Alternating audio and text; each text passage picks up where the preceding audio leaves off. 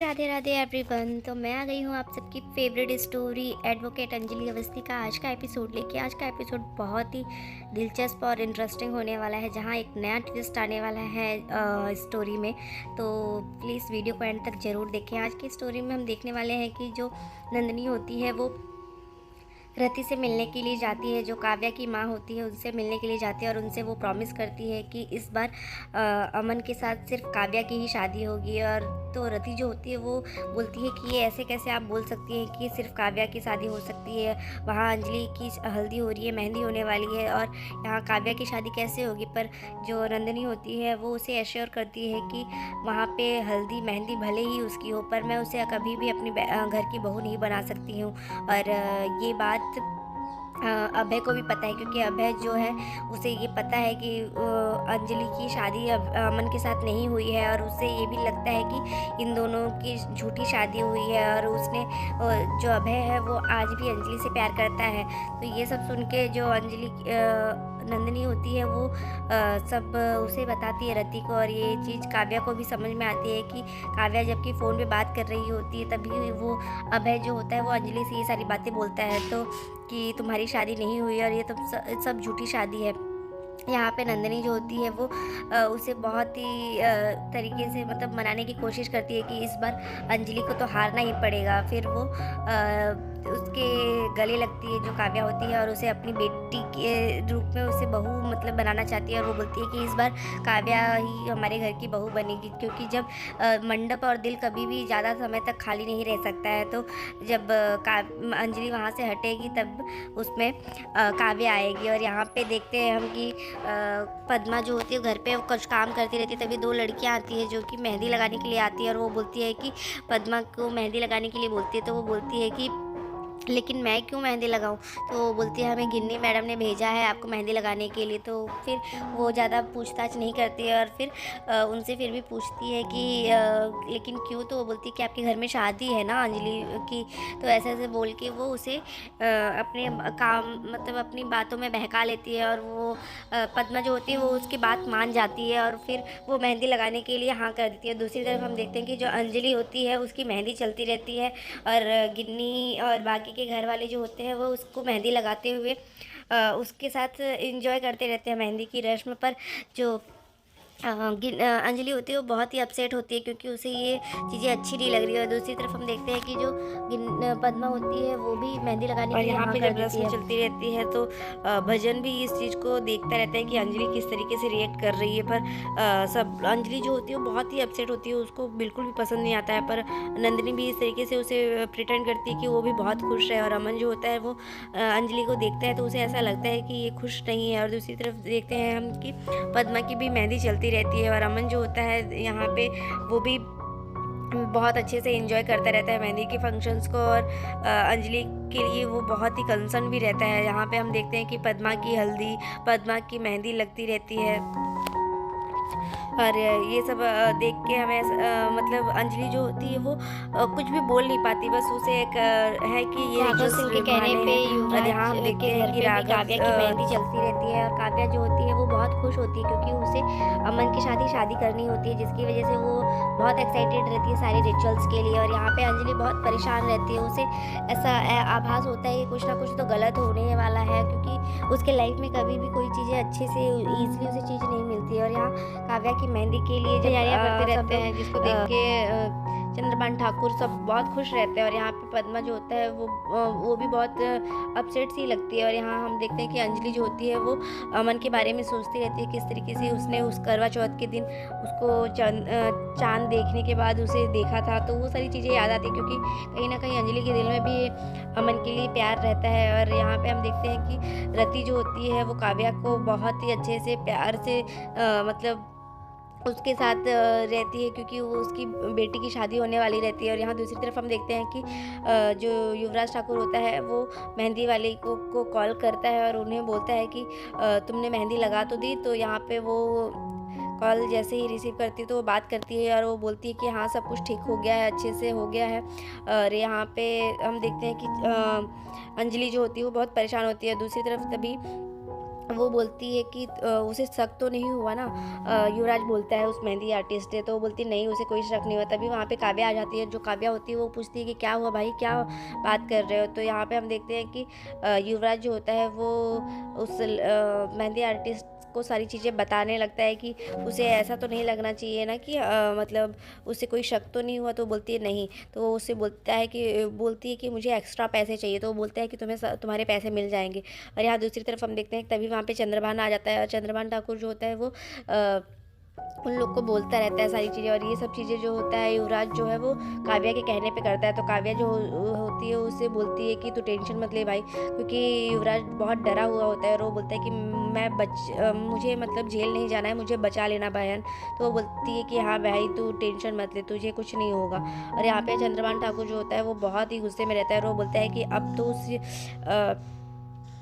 अंजलि की जो इतना वो उड़ती है तो उसके पंख अब कटे रहेंगे। और यहाँ पे चंद्रभान ठाकुर और युवराज ठाकुर दोनों ही बहुत गुस्से में रहते हैं और अंजलि के खिलाफ प्लानिंग करते रहते हैं। और यहाँ पे जो युवराज होता है वो भी उससे बहुत नफरत करता है। तो वो बोलता है कि युवराज जो है वो बोलता है कि अंजलि अवस्थी अपने लाइफ का पहला केस जो है वो भी नहीं जीत पाएगी। और इस गेम को खेलने में बहुत उसको मज़ा आ रहा है ना, तो ये तो जीतूंगा तो मैं ही। और यहाँ पे हम देखते हैं राघव सिंह जो होता है वो भी अंजलि के खिलाफ चाल चलता रहता है, क्योंकि उसे पता है कि ये शादी तो होने से रही और ये शादी नहीं होगी। तभी वहाँ पे भंजन आ जाता है और वो बोलता है कि ये क्यों बोल रहे हैं यहाँ पे। और यहाँ पे मतलब उन लोग को ये प्लानिंग पता रहती है कि यहाँ पे अंजलि की शादी जो है जब मंडप में बैठेगी वो अमन के साथ, तो वहाँ दूसरी तरफ पद्मा को उठा लिया जाएगा और वो उसकी शादी युवराज सिंह ठाकुर से की जाएगी, क्योंकि इसको पता है कि पद्मा ऐसी लड़की है जो अपने पति के खिलाफ कभी नहीं जाएगी। हाँ थोड़ी समय के लिए वो इसके अगेंस्ट रहेगी, बट जब उसे इस चीज़ को वो एक्सेप्ट कर लेगी कि अब युवराज ही उसका पति है तो वो उसके खिलाफ कभी नहीं जाएगी। और वो अंजलि को फिर अंजलि के खिलाफ रहेगी और अंजलि हार जाएगी। तो ये सब सोच के उन लोगों ने प्लानिंग की होती है कि पद्मा की शादी युवराज से करवा देंगे तो वो अंजलि से केस जीत सकता है। तो ये सब सुन के भजन को समझ में आता है कि ये क्या मतलब सब चल रहा है। और वो बोलता है कि उसने मुझे फेयरवेल दिया था ना, अब उसको फेयरवेल मिलेगा और लास्ट हंसी तो मैं ही हंसूंगा। ये सब सुन के फिर चंद्रभान को भजन को ऐसा लगता है कि ये सारी चीज़ें जो है वो अंजलि के खिलाफ हो रही हैं और इसमें अंजलि ही अब हारेगी। और यहाँ पे हम देखते हैं कि राघव सिंह राजपूत जो होता है वो अपनी पूरी प्लानिंग के साथ रहता है कि हर बार वो हमें मतलब मात दे देती थी ना, इस बार तो वो हमसे हार के ही रहेगी। और उसको सारी पुरानी बातें जो कोर्ट में हुई थी वो याद आती है। तो यहाँ पे ये सब चीज़ें देख के अंजलि को ऐसा लगता है कि वो जीत जाएगी। पर यहाँ पे राघव सिंह राजपूत जो होता है वो अपनी फुल प्लानिंग के साथ रहता है और वो बोलता है कि आखिरी हंसी तो सिर्फ मैं ही हंसूंगा। और ऐसा बोल के उसे ऐसा लगता है कि वही बेस्ट है। और यहाँ पे वो सिर्फ खुद को जीताने के लिए वो ये सारी चीज़ें कर रहा है, क्योंकि वो एक लड़की से नहीं हार सकता, और वो भी जो उसकी घर की होने वाली बहू है। और यहाँ पे उसकी एक ऐसी प्लानिंग रहती है कि वो ये शादी होने ही नहीं देगा। यहाँ दूसरी तरफ हम देखते हैं कि युवराज ठाकुर भी जो होता है वो बहुत ही गुस्से में रहता है और वो बोलता है कि अंजलि को तो हारना ही पड़ेगा मेरे से, वो ऐसा कर ही नहीं सकती। तभी रति जो होती है वो मतलब वो बोलती है कि उसे मारती है थप्पड़ और वो उसको डांट लगाती है कि तू अपने पाप की तरह कैसे बोलने लगा है, तू भी उनकी तरह ये सारी बातें करने लगा है। क्योंकि वो बोलता है कि मैं तो अब खून की नदियाँ बहा दूंगा। ये सब चीज़ें मतलब बहुत ही वाइल्ड होकर वो गुस्से में बोलता रहता है ये सब चीज़ें। तो रति को बहुत गुस्सा आता है और वो बोलता है कि तू ऐसा कुछ भी नहीं करेगा। पर यहाँ पे काव्या जो होती है वो उसे समझाने की कोशिश करती है, ये सिर्फ एक गेम है माँ, और आप टेंशन मत लीजिए, सब कुछ अच्छा हो जाएगा, ये सिर्फ गेम है। तो वो समझ नहीं पाती है, पर उसे ये सब चीज़ें पसंद नहीं आती। तभी रति जो होती है वो चंद्रभान से गुस्से में पूछती है कि ये सब आप क्या कर रहे हैं और क्यों कर रहे हैं। तो वो कुछ नहीं समझाता, उसे कुछ नहीं बोल पाता। लेकिन यहाँ पे काव्या भी जो होती है वो इस गेम में शामिल रहती है, तो जिसकी वजह से उसे समझाती है कि माँ ये सब चीज़ें कुछ नहीं है। और आप भी सोचिए, जिस मंडप में मैं बैठने वाली थी, जिस मंडप में मेरी शादी होने वाली थी, जहाँ जो मांग में सिंदूर मेरे मांग में लगने वाली थी, वो सब उस अंजलि के लिए हो रही थी ना। तो ये सब सुन के वो उसे समझाती है कि माँ आप कुछ भी टेंशन मत लो, सब कुछ अच्छा होगा। यहाँ तभी चंद्रभान ठाकुर के पास राघव सिंह का कॉल आता है और वो उससे बताता है कि सब प्लानिंग हो चुकी है ना, आप जो बोल रहे थे। तो वो बोलता है कि हाँ, सारी प्लानिंग्स हो चुकी है। और यहाँ पे काव्या जो होती है वो बहुत गुस्से में रति को समझाती है कि माँ आप कुछ भी नहीं करेंगी। और यहाँ पे हम देखते हैं कि चंद्रभान ठाकुर और राघव सिंह की बात होती रहती है कि वो अंजलि को तो अब हारना ही पड़ेगा। और वो बहुत उड़ती है ना, इस बार तो उसको उसकी औकात दिखानी ही पड़ेगी। और जो राघव चंद्रभान ठाकुर होता है वो भी उसी के साथ ही रहता है और वो भी बोलता है कि हाँ, अब उसे सबक तो सिखाना ही पड़ेगा। और यहाँ पे राघव सिंह राजपूत भी इस चीज़ से सहमत रहता है कि क्योंकि दोनों जन एक दूसरे के साथ ही रहते हैं। और वो बोलते हैं कि शादी तो सिर्फ काव्या की ही होगी अमन के साथ। वो इस तरीके से उसे एश्योर कर देते हैं। और यहाँ पे तभी राघव सिंह राजपूत के पास गिन्नी आती है और वो गिन्नी जो होती है वो उसे बोलती है कि पापा आप अंजलि की शादी प्लीज़ करवा दीजिएगा अमन के साथ, क्योंकि मेरी गृहस्थी बचा लीजिए, मेरी लाइफ बचा लीजिए पापा, वो मेरी शादी बचा लीजिए। मतलब वो इस तरीके से उसे प्रिटेंड करती है और वो उससे रिक्वेस्ट करती है कि प्लीज़ आप ही कुछ कर सकते हैं। और यहाँ गिन्नी जो होती है वो उन लोगों की बात नहीं सुन पाती है और वो राघव सिंह राजपूत को अच्छा समझ के उसे सारी मतलब उससे रिक्वेस्ट करती है कि आप प्लीज़ मेरी शादी बचा लीजिए और अंजलि की शादी करवा दीजिए अमन के साथ, क्योंकि जब तक अंजलि की शादी नहीं होगी तब तक अभय उसे छोड़ेगा नहीं। क्योंकि अभय गिन्नी को ये पता है कि अभय जो है वो अंजलि से बहुत प्यार करता है, तभी वो वहाँ से चली जाती है। तो यहाँ पे वो बोलता है कि ऐसा तो कुछ भी नहीं होगा। पर भजन बोलता है कि पर गिन्नी भाभी की शादी और गिन्नी भाभी की गृहस्थ और अंजलि की शादी का क्या होगा। तो वो बोलता है कि ये सब मैं कुछ नहीं जानता, चाहे उसकी गृहस्थ बिगड़े या फिर अंजलि का शादी टूटे, मुझे उससे फ़र्क नहीं पड़ता। मुझे बस ये कोर्ट में ये केस लड़ना है और उससे जीतना है अंजलि से। तो ये सब चीज़ें भजन को थोड़ा ठीक नहीं लगता है, क्योंकि भजन भी सोचता है कि ये कैसे सेल्फिश हो सकते हैं।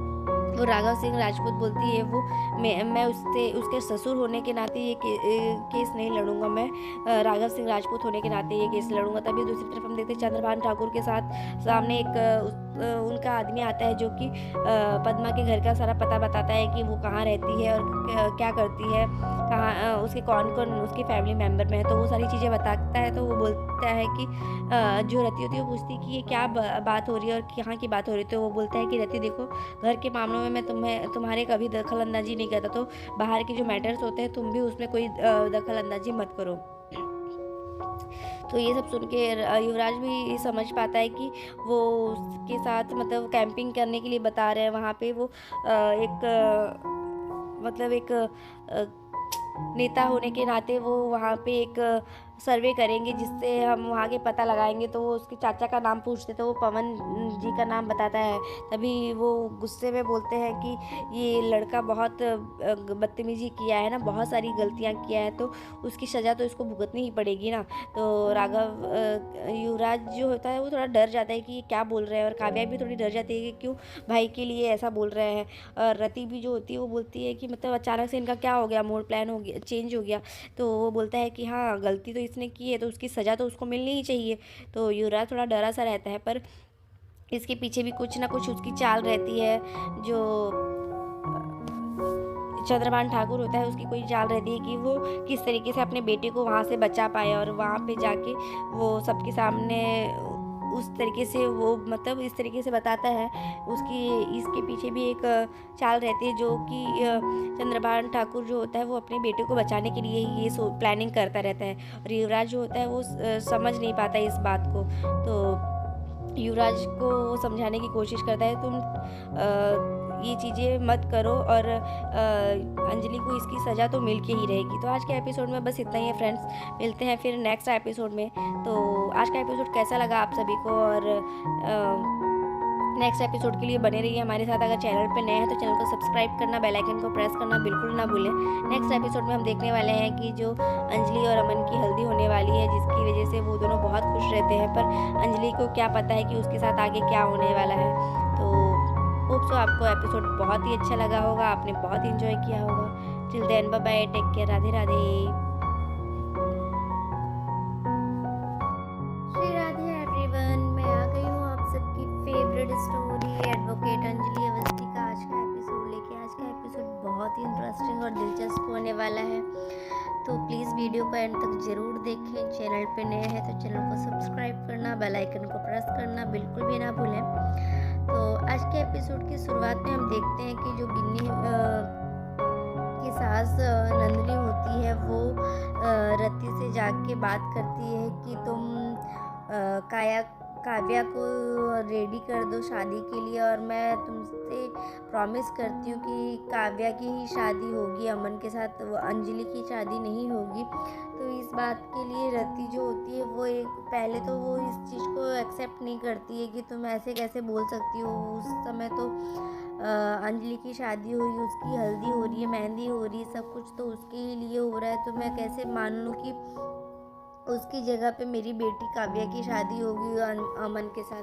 तो वो बोलती है कि मैं बता रही हूँ ना, तो क्योंकि तुम्हें नहीं पता है जो अभय है वो अंजलि जो है हमारे घर की पहले बड़ी बहू बनने वाली थी, पर अभय के साथ गिन्नी ने ज़बरदस्ती और धोखे से शादी कर ली, जिसकी वजह से ये बात अभय को पता नहीं चली थी। पर अभय को अब अगर वो बात पता चली है तो अभी भी उसे एक्सेप्ट करने के लिए रेडी नहीं है। तो ये सब सुन के जो काव्या होती है उसको भी वो बात याद आती है कि जब वो गिन्नी जो अभय है वो अंजलि से बोल रहा था कि तुम्हारी ये जो शादी है वो झूठी शादी है, तुम्हारे मांग का सिंदूर ये सब झूठा है, तुमने सब सिर्फ किसी के कहने पे ये सब चीज़ें किया है, मुझे सब समझ में आता है। तो ये सब सुन के जो काव्या होती है उसे भी समझ में आता है कि ये सच बोल रही हैं जो नंदिनी है वो। तो जो नंदिनी होती है वो गिन्नी के अब काव्या के पास जाती है और उसे गले लगाती है और उसे बोलती है कि तुम ही हमारे घर की बहू बनोगी और तुम तैयारियां शुरू कर दो। तो ये सुन के फिर काव्या को थोड़ा लगता है कि हाँ ये शादी तो अब मेरी ही होगी। और यहाँ पे हम देखते हैं कि जो अंजलि होती है वो इस बात को एक्सेप्ट नहीं कर, अंजलि को ये समझ में नहीं आता है कि उसकी शादी हो रही है, उसके लिए ये सारी चीज़ें, क्योंकि अंजलि की हल्दी की मेहंदी की रस्म स्टार्ट हो गई होती है और मेहंदी लग रही होती है उसके हाथों में। तो वो समझ नहीं पाती है, मतलब उसको कुछ समझ में नहीं आ रहा है कि वो क्यों अमन के साथ शादी कर रही। कहीं ना कहीं वो अमन को पसंद तो करती थी, पर वो बहुत ही डरी सी है कि ये शादी हो गई तो सब कुछ कहीं बदल ना जाए, क्योंकि राघव सिंह राजपूत जो है वो उसका सबसे बड़ा दुश्मन है।